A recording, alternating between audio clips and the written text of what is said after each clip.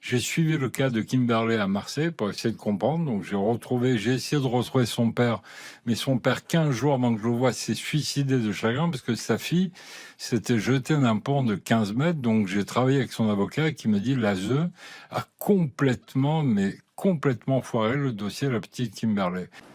Comment se fait-il que des enfants qui bénéficient d'une mesure de protection rentrent le week-end dans la maison où on les viole?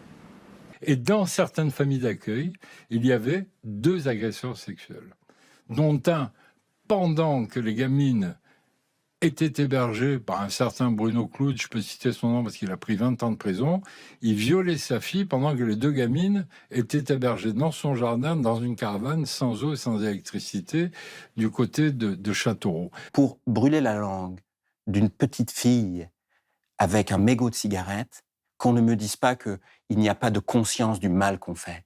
Tout ça, c'est de la terreur organisée. La violence, ça n'est jamais qu'un instrument pour prendre le pouvoir sur le corps de l'autre.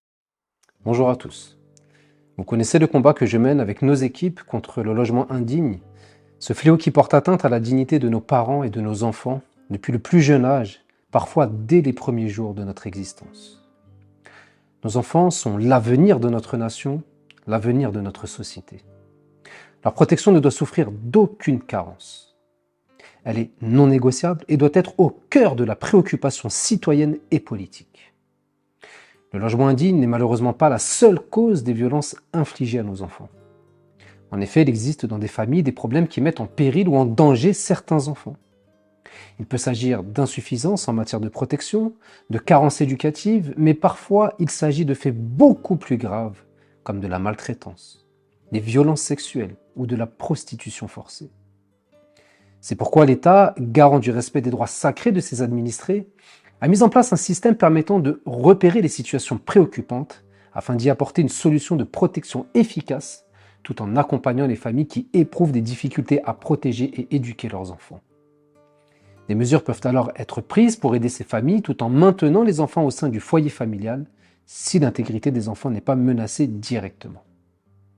Mais lorsque certaines situations ne permettent pas de conserver un enfant en toute sécurité au domicile, l'État peut avoir recours à des mesures de placement, soit en famille d'accueil, soit dans des établissements spécialisés. Ce rôle de protection de nos enfants, c'est celui de l'ASE, l'aide sociale à l'enfance, anciennement l'ADAS. L'ASE a l'obligation de protéger des enfants victimes notamment de viols, d'attouchements sexuels, de proxénétisme, de maltraitance physique et psychologique, des enfants qui sont exposés parfois aux fléaux que sont la consommation d'alcool, de stupéfiants, etc. Tout est organisé dans notre pays, dans la lettre de la loi, pour préserver notre jeunesse, la sortir de parcours parfois chaotiques et lui permettre de grandir en sécurité pour s'émanciper dans une société censée sacraliser et protéger l'innocence de nos enfants. Pourtant, la réalité est parfois tout autre, à l'opposé de cette idylle, devenant même une source d'atrocités sombres. Depuis de nombreuses années, des personnes dénoncent les défaillances de l'État à protéger l'enfance de notre pays. Plusieurs rapports ont vu le jour, des lois ont été renforcées, voire créées pour optimiser la protection de jeunes en situation de souffrance. Mais sur le terrain, les choses n'ont pas ou peu évolué. Les députés ont alors récemment ouvert une commission d'enquête parlementaire sur les dysfonctionnements de l'ASE. Ils ont donc interrogé la responsabilité de l'État face à des défaillances qui ont coûté la vie à certains enfants, parfois même à leurs parents. Ce rapport était attendu, il est accablant. Dans une prochaine vidéo, je vous en partagerai une synthèse. Un magistrat auditionné dans le cadre de cette enquête parlementaire a consacré sa vie à la protection de l'enfance. Il s'agit de M. Édouard Durand, qui a présidé pendant 3 ans la CIVISE, la commission indépendante sur l'inceste et les violences sexuelles faites aux enfants, une commission qui a vu le jour suite à la parution du livre La Familia Grande, dans lequel Camille Kouchner dénonce des crimes incestueux. Malgré un travail remarquable effectué à la tête de la CIVISE, il a été décidé unilatéralement par le gouvernement de ne pas reconduire le magistrat Édouard Durand dans le cadre de ses fonctions. Édouard Durand a rédigé un livre intitulé « Défendre les enfants, la mission d'un juge » que je vous recommande. Dans la même lignée, le journaliste Claude Ardide a également rédigé un livre suite à plusieurs mois d'enquête dans le monde de la protection de l'enfance, ouvrage qu'il a intitulé « La fabrique du malheur ». Je tiens à saluer le travail effectué par l'ensemble de ces personnes et leur transmettre toute ma gratitude. Je les remercie d'avoir médiatisé ces défaillances afin de sensibiliser l'opinion publique sur le sujet, afin qu'une véritable prise de conscience puisse avoir lieu et produise des mesures concrètes et rapides. Pour ma part, je ne peux tolérer que des personnes censées protéger notre enfance soient défaillantes au point de briser des vies, détruire des foyers, mettre en danger notre société. Ce rapport parlementaire nous engage, il nous responsabilise, il nous oblige.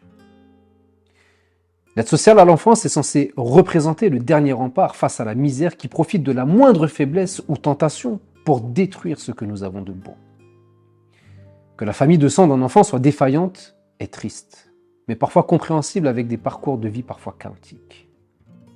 Mais lorsque c'est la famille nationale qui devient la fabrique du malheur pour des enfants déjà fragilisés, nous avons le devoir de tous nous mobiliser pour faire cesser cette tragédie abominable commise au nom du peuple français. Nous sommes tous responsables de ce qui arrive. Et pour vous rendre compte de l'envergure de l'atrocité qui règne, voici quelques extraits de témoignages de ces deux hommes, le magistrat Édouard Durand d'une part et le journaliste Claude Ardide d'autre part, lors de leur passage sur les plateaux télé pour sensibiliser sur le phénomène. Je vous retrouve après ces extraits, mais attention, certains propos pourraient heurter les personnes les plus sensibles.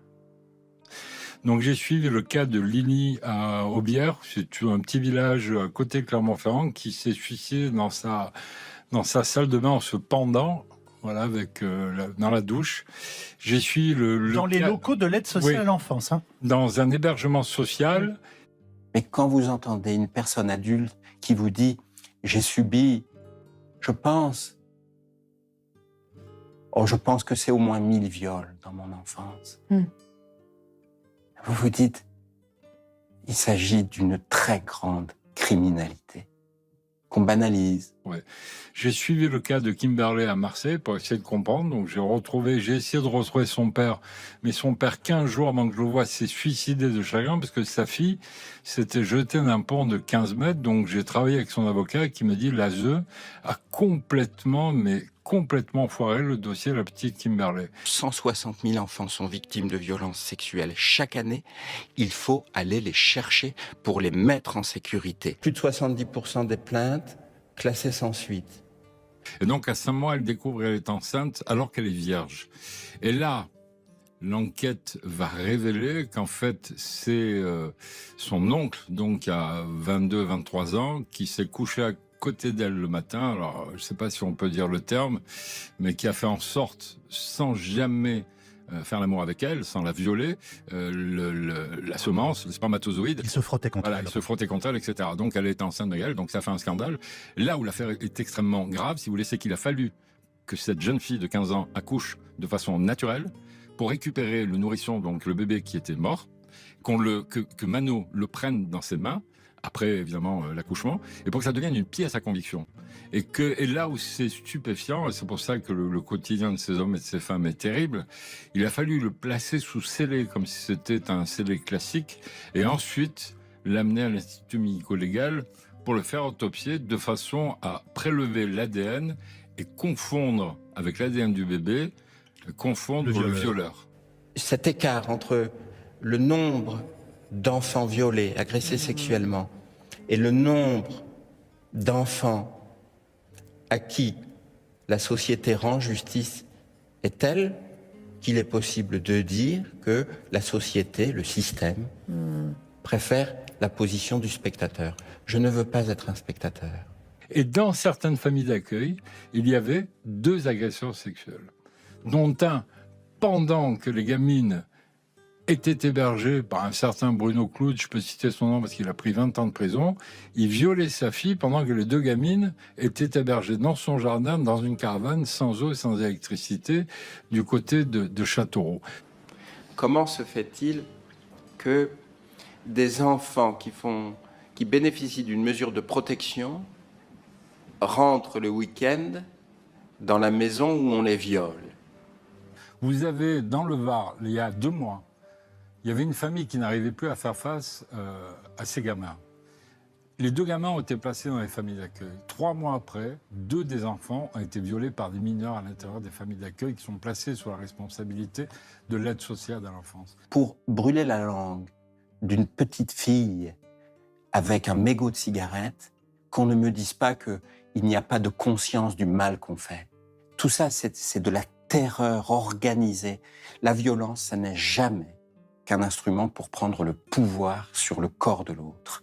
Et on sait aujourd'hui que ces mineurs qui violent d'autres mineurs, que les gamines qui sont violées, 1 sur 2 a moins de 13 ans et 1 sur 3 a moins de 10 ans. N'oubliez jamais que les enfants victimes de viol ont été placés dans le box des accusés pendant le procès. Quelle atrocité, quel malheur. Une violence faite à un enfant est une violence faite à tous les enfants. Ces êtres vulnérables n'ont pas la force de se défendre eux-mêmes face aux atteintes injustifiées qui leur sont infligées. Leur légitime défense réside dans cette aide sociale à l'enfance, l'ASE, qui doit utiliser tous les moyens pour parvenir à les protéger sans condition. L'ASE est censée incarner donc cette légitime défense de l'enfance face aux défaillances de nos représentants. La légitime défense doit être appliquée par la loi, donc par des décisions de justice fermes qui doivent garantir à nos enfants que l'État sera toujours à leur côté pour les protéger. Mais quand la défaillance de l'État apparaît, la légitime défense de l'enfance disparaît. On les prive d'un droit sacré, naturel, inaliénable et imprescriptible, celui de la sûreté, qui leur garantit la préservation de leur intégrité physique et émotionnelle. Mais qui va donc protéger nos enfants des maux de notre société si les personnes censées le faire ne sont pas à la hauteur de leur mission régalienne? Qui va les éloigner de la prostitution, les protéger des prédateurs sexuels? Qui va préserver leur innocence et les soustraire du trafic et de la consommation de stupéfiants?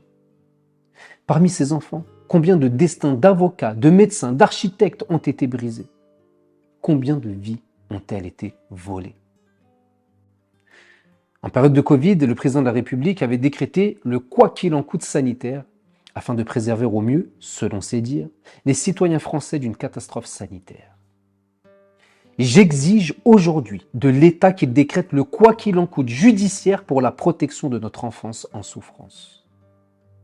Devant chaque enfant doit être présent un adulte, non pas pour l'écraser, mais pour le protéger. Un adage dit qu'un adulte n'est jamais aussi grand que lorsqu'il est à genoux devant un enfant. Je dirais qu'un adulte n'est jamais aussi grand que lorsqu'il est un rempart de protection pour un enfant. Il nous faut créer ce mur de la solidarité comme rempart contre les violences commises envers les enfants. C'est un combat que je vais mener en imitant toute ma détermination et toute mon intelligence. Je vais prochainement vous partager plusieurs vidéos pour d'une part dresser un bilan de la situation actuelle et d'autre part pour vous mettre en lumière certaines actions mises en place pour faire grandir cette solidarité républicaine au service de la protection de notre enfance. Je vous ferai également état de certaines situations qui touchent notre ville de Sevran avec les défaillances institutionnelles, devrais-je dire de la maltraitance institutionnelle qui pourrit la vie de certains de nos administrés. Ce combat, je vais le mener, mais il est important de mutualiser nos forces pour que le verbe protéger se conjugue au pluriel. Je veux à mes côtés des personnes qui se battent pour que cessent les viols sur mineurs et leur prostitution, les attouchements de prédateurs sexuels, les violences en tout genre envers ceux qui incarnent l'avenir de notre belle France. Je vous invite donc à partager cette vidéo, à me dire ce que vous en pensez en commentaire et à me contacter si vous aussi, vous souhaitez vous joindre à cette grande cause nationale, celle d'une protection de l'enfance sans défaillance. À bientôt. Peut-être peut-on dire que l'humanité d'une société se mesure à l'attention qu'elle porte à ses enfants.